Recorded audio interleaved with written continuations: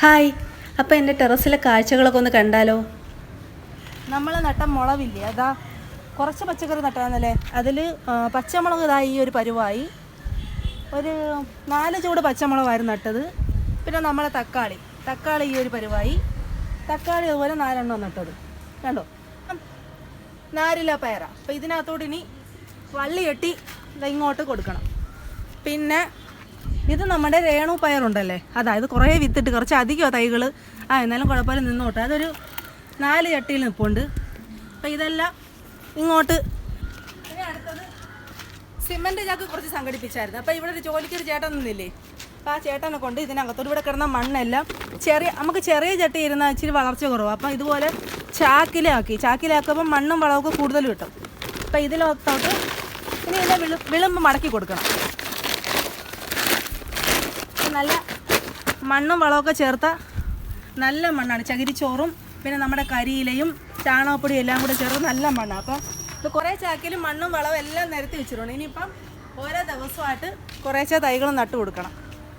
പിന്നെ എനിക്കിത് സഹായത്തിന് ആവശ്യമുണ്ട്. അവളിടയ്ക്ക് വന്ന് എന്നെ സഹായിക്കും.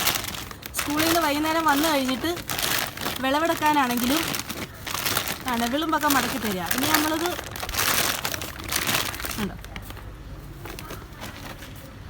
ഇതുപോലെ ഇനി വിളുമ്പ് മടക്കിയിട്ട് മണ്ണ് നല്ല ഉണങ്ങിയിരിക്കുക. അപ്പോൾ ഇതിലൊക്കെ ഇനി വെള്ളം ഒഴിച്ച് ഇന്ന് കുതിർക്കാട്ടേക്കണം. അപ്പോൾ കുതിർത്ത് കഴിഞ്ഞിട്ട് നാളെ തൈ വാങ്ങിച്ച് നടാമെന്നാണ് വിചാരിക്കുന്നത്. ടെറസൊക്കെ ഒരുവിധം വൃത്തിയായിട്ടുണ്ട്. പിന്നെ ഞാൻ ഇന്നലെ ഡ്രാഗൺ ഫ്രൂട്ടിൻ്റെ പാടം കാണിച്ചില്ല. അപ്പോൾ ഡ്രാഗൺ ഫ്രൂട്ട് നടാനുള്ള 2 സ്ഥലം കണ്ടുപിടിച്ചു. ഒന്ന് ഞങ്ങളുടെ കുളിമുറിയുടെ മുകളിൽ 2 ചട്ടി വെക്കാം. പിന്നെ അതാ ഇവിടെയും 1 ചട്ടി വെക്കാം. മഴമറ അടിച്ചതാണ് വലിയ ദോഷമായിട്ടിരിക്കുന്നത്. കാരണം അതാ ഇവിടുന്ന് ടെറസിൽ നിന്ന് ഒരു 15 അടി പൊക്കത്തിൽ അടിച്ചിരിക്കുന്നത്. അതുകൊണ്ട് നമ്മുടെ പഴയ കണക്ക് എനിക്ക് വിളവൊന്നും കിട്ടുന്നില്ല. പിന്നെ വീണ്ടും ഒരു പരീക്ഷണാർത്ഥത്തിൽ വലിയ ചാക്കിലൊക്കെ നട്ട് നിറച്ചിരിക്കുകയാണ്. നട്ട് നോക്കാൻ വേണ്ടി മണ്ണ് നിറച്ചിരിക്കുക. എന്തായാലും ഫലം കാണുമെന്ന് വിചാരിക്കുന്നു.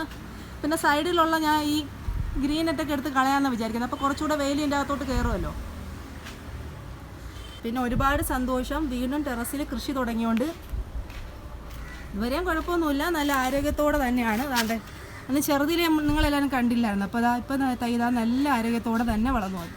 നമ്മുടെ പയറും എല്ലാം ആരോഗ്യക്കുറവൊന്നുമില്ല, നല്ലതുപോലെ. കാരണം നമ്മൾ നന്നായിട്ട് അടിവളം ചെയ്തിട്ടുണ്ട്. അടിവളം ചെയ്തുകൊണ്ടാണ് കൂടുതലും ഇത്ര കരുത്തിൽ വളർന്നു വന്നത്. പിന്നെ താഴെ ഒരു പാഷൻ ഫ്രൂട്ട് ഉണ്ടായിരുന്നല്ലേ, അതിൻ്റെ ഒരു വള്ളി എടുത്ത് മുകളിലോട്ട് പടത്തി.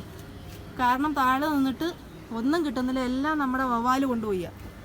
ഇതിൻ്റെ അകത്ത് ഒരെണ്ണം വലുതായതാണ്ട് കൂടിട്ട് നിർത്തിയിരിക്കുക. കാണിച്ചു തരാം. അതാണ്ടോ നമ്മളെ താഴെ നിൽക്കുന്നതാണ്. അതാ ഇഷ്ടംപോലെ നിൽപ്പുണ്ട്, പക്ഷെ ഒന്നുപോലും കിട്ടത്തില്ല. പിന്നെ റംബൂട്ടാനുണ്ട്. റംബൂട്ടാൻ കഴിഞ്ഞ പ്രാവശ്യം കാ പിടിച്ച്, പക്ഷേ ഇത്തവണ കാ പിടിച്ചില്ല.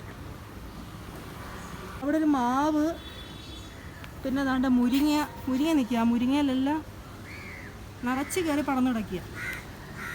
കണ്ടോ, ഇതെല്ലാം നമ്മുടെ പ്രകൃതിയിലെ ജീവികൾക്കുള്ള ആഹാരമാണ്, നമുക്കൊന്നും കിട്ടുന്നില്ല.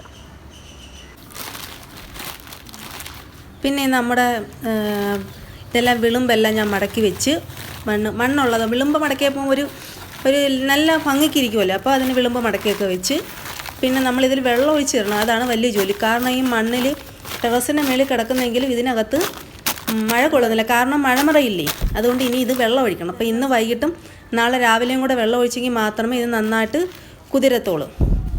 പിന്നെ അതാ അടുക്കി ഒത്തിരി വെച്ച് എല്ലാം വെച്ച് ഒരു 20 ചാക്ക് നിറച്ച് വെച്ചിട്ടുണ്ട്. പിന്നെ ബാക്കി നമ്മുടെ ഇരുന്ന പഴയ ചട്ടികളുണ്ടല്ലോ, വലിയ ചട്ടികൾ. ചെറിയ ചട്ടികൾ കുറച്ചേ ഒഴിവാക്കി, കാരണം അതിനകത്ത് പുതിന അങ്ങനെയുള്ള സാധനങ്ങൾ നടാൻ വേണ്ടി അത് മാറ്റി വെച്ച്. പിന്നെ എല്ലാം വലിയ ചട്ടിയിൽ നടാമെന്നാണ് വിചാരിക്കുന്നത്.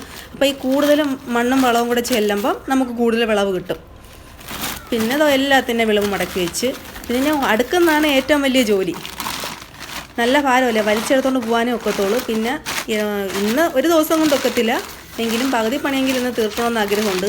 പിന്നെ ഇത് ടെറസിലോട്ട് ഇറങ്ങിക്കഴിഞ്ഞാൽ പിന്നെ ഞാനത് ഒരാഴ്ചക്കകത്ത് തന്നെ അത് റെഡിയാക്കി എടുക്കും. ഭയങ്കര ക്രൈസാണ്.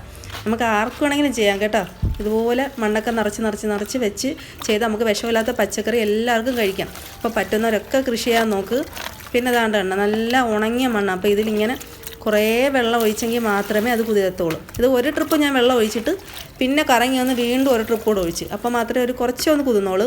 പിന്നെ നാളെ രാവിലെ കുറച്ചുകൂടെ ഒഴിക്കുമ്പോൾ ഒന്നും കൂടെ കുതിരും. പിന്നെ വൈകിട്ട് നമുക്ക് തൈ നട്ട് കൊടുക്കാം. പിന്നെ അതാ ഓരോന്ന് നല്ല പണിയായിരുന്നു, നല്ല വേദനയായിരുന്നു. ഓരോന്നും വലിച്ച് വെയിറ്റാണ്ട് പൊക്കിയെടുത്തുകൊണ്ട് പോകാനൊക്കത്തില്ല. അതുകൊണ്ട് ഞാൻ വലിച്ച് അങ്ങ് അറ്റത്ത് അടുക്കി വെച്ച്. പിന്നെ അടുക്കി വെച്ച് കഴിഞ്ഞാൽ പിന്നെ തൈ വെക്കണമെന്നൊരു ചിന്ത മാത്രമേ ഉള്ളൂ. അപ്പോൾ എത്രയും പെട്ടെന്ന് ജോലി തീർക്കുക എന്നൊരു ചിന്ത മാത്രമേ ഉള്ളൂ. പിന്നെ അടുക്കി വെച്ച് പിന്നെ സൈഡിൽ 3-4 ഡ്രം വെച്ചുകൊണ്ട് അതിനകത്ത് എന്തെങ്കിലും ഫ്രൂട്ട്സിൻ്റെ പ്ലാന്റ്സ് വെക്കാനാണ് ആഗ്രഹം. അപ്പോൾ അതും ഞാൻ സെറ്റ് ചെയ്ത് വെച്ചിട്ടുണ്ട്. അപ്പോൾ ഇന്നത്തെ ടെറസിലെ വിശേഷങ്ങൾ ഇത്രയൊക്കെ ഉള്ളൂ. നമ്മുടെ ജോലിയെല്ലാം കഴിഞ്ഞ് നല്ല കുഴഞ്ഞിരിക്കുകയാണ്. ഇനി പ്രാർത്ഥനയോട് കൂടി നാളെ വൈകുന്നേരം തൈ നടാമെന്ന് വിചാരിക്കുന്നത്. അപ്പോൾ എല്ലാവർക്കും നന്ദി.